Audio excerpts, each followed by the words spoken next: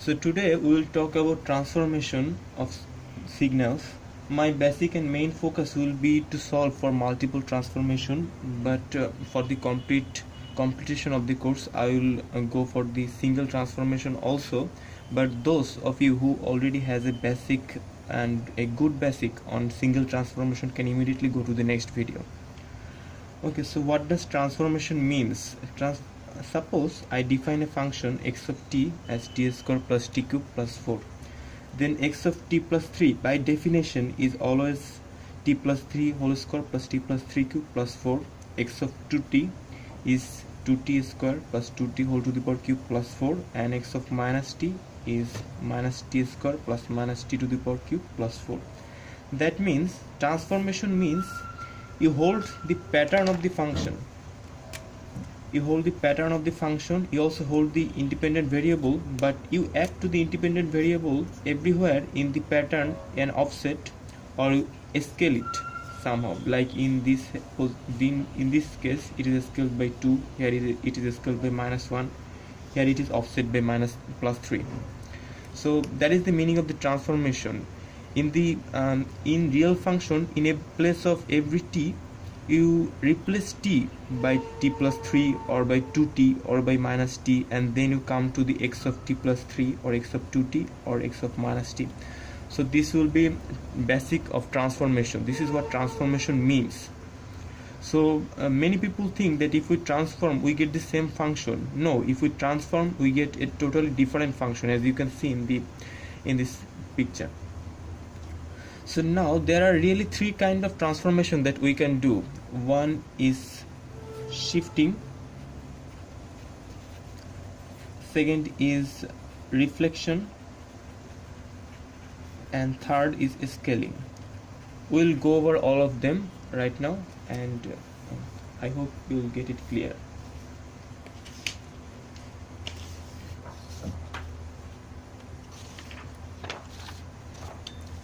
So shifting, why is it called shifting? We'll see it later on, but now let's suppose that we have a function x of t that looks like this.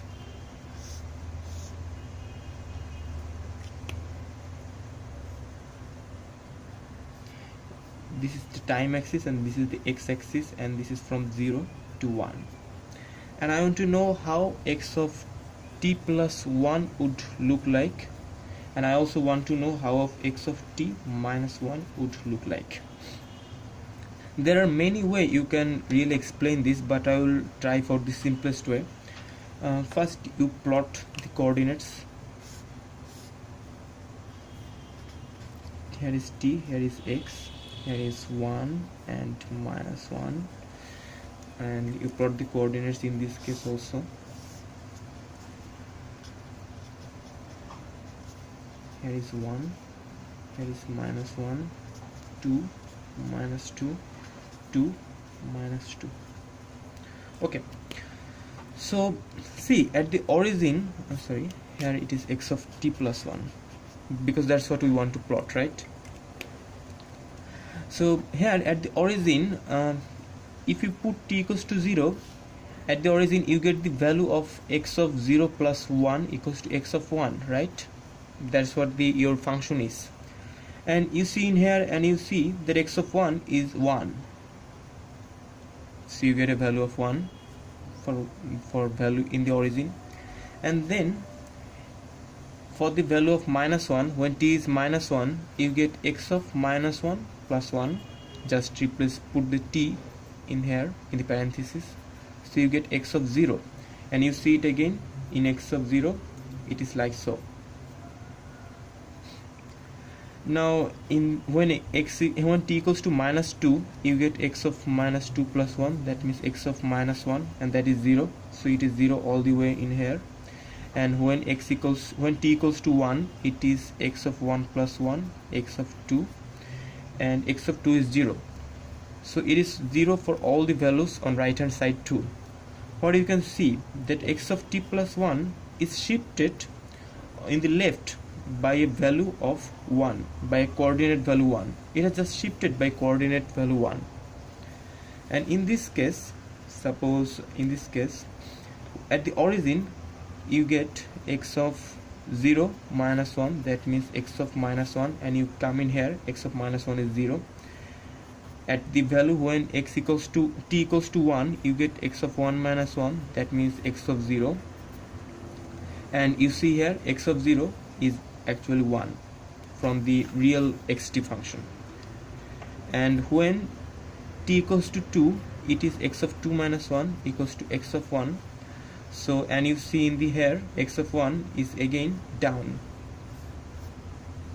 You see on for the other values like x of 3, then x of 3 minus 1 would be x of 2, which is 0, for it is 0 for all right values, and of course it is 0 for all left values also.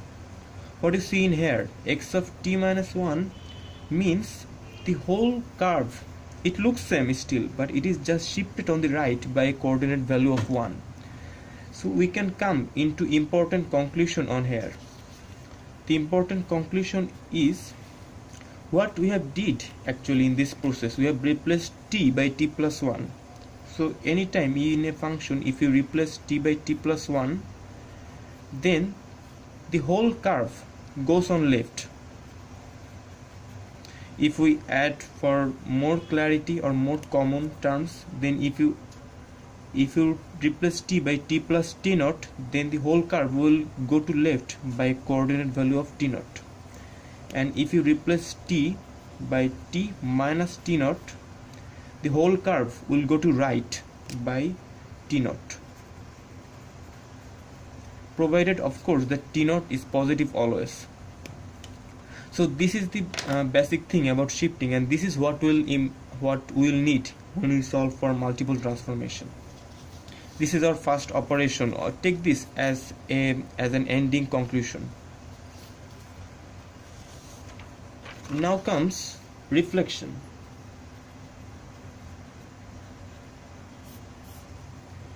Well, suppose we have a function x of t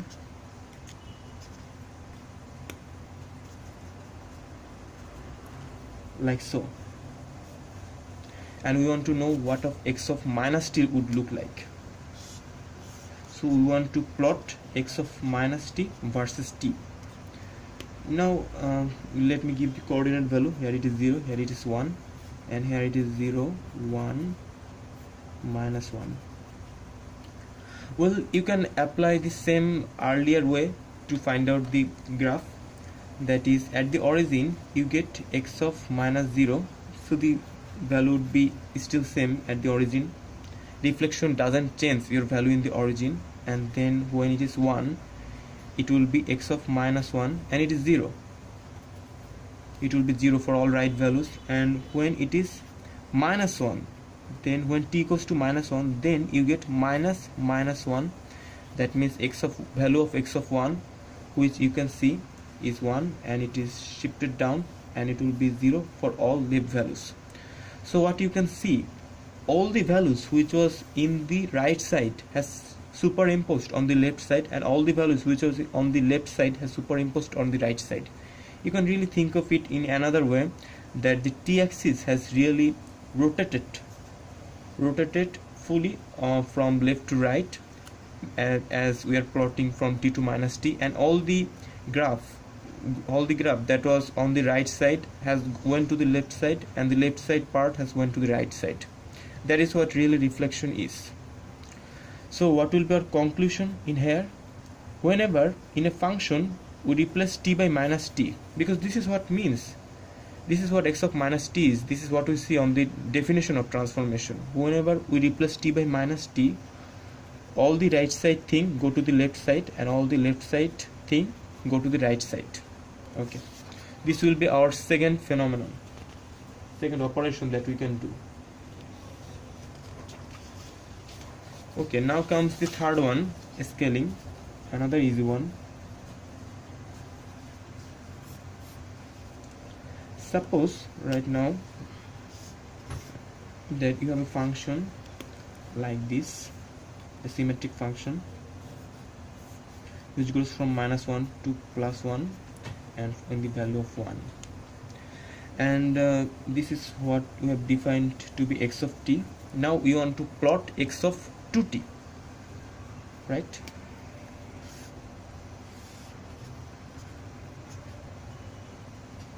So we want to plot x of 2t, and let me give the coordinates right now.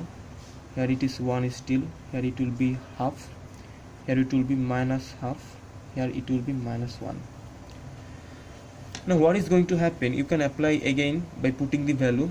When t equals to 0, you get the value of 0, so it doesn't change what is in the origin. When t equals to half, you get x of 2 into t, that means half, x of 1 value, so that means you get this. And when t equals to 1, it is x of 2, that means 0 for all right values. And similarly you can see that on the minus half it gets a down, and it is 0 for all left values also. So what we have seen, the whole curve is contracted by a value of 2. That's what it is. Whatever was here in 1 has got the value of half, whatever here was minus 1 has got the value of minus half. Now what would be x of half t?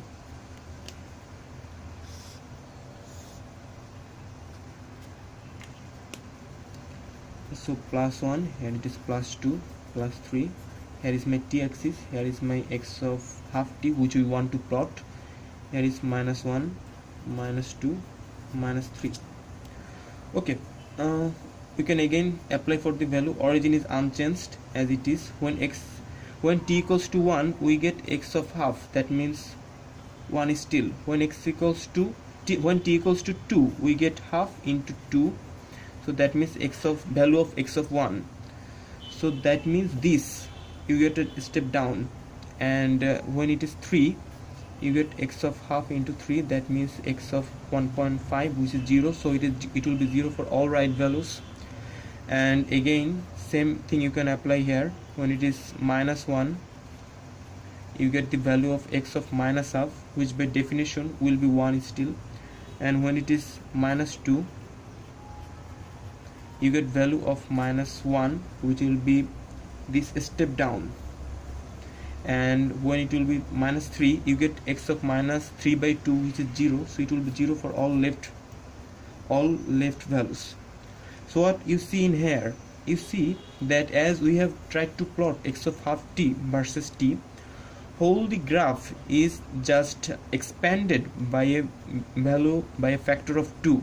Whatever was 1 here had become 2, whatever was minus 1 here had become minus 2. If you think of in here half, the half had become plus 1, and this minus half had become minus 1. So what is the common conclusion in here? The common conclusion is, suppose you have x of alpha t. Now alpha can be greater than 1 or alpha can be less than 1. If alpha is greater than 1, like in this case, the whole curve gets contracted, and every coordinate value becomes 1 by alpha of that value.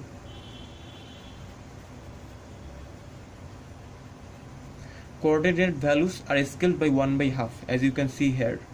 Plus 1 becomes plus 2, plus half. And when alpha is less than 1, you get expanded graph, and every coordinate value gets scaled by alpha, gets 1 by alpha still, yeah, because 1 by half is still 2. Just for the clarity I am doing this, yeah. So like in here, it plus 1 became plus 2. So all you have to remember is, when you scale it, x of alpha t, you get the coordinates value scaled also by 1 by alpha. This will be important when you want to solve for the multiple transformation. This will from the basic. So these three are the basic transformation we want to apply: scaling, reflection, and shifting. Remember that none of this transformation ever change the value that is on the x-axis. This is 1, this is still 1, this is still 1. There is no effect on the x-axis. All effect is on the t-axis or in the independent variable axis. So this is called the transformation of independent variable also. And many books will try to make you see in the wrong way. I'll always say think of it like this. When we replace t by t plus t naught, it goes to left by value of t naught. When we replace t by t minus t naught, it goes to right by t naught. If we make reflection, left side on right side on left side, no confusion. When we make it alpha t, when you make t as alpha t in your function, because that's what really transformation means, then you get coordinate value scaled by 1 by alpha. Okay, we will move to the multiple transformation in the next video and try to see that.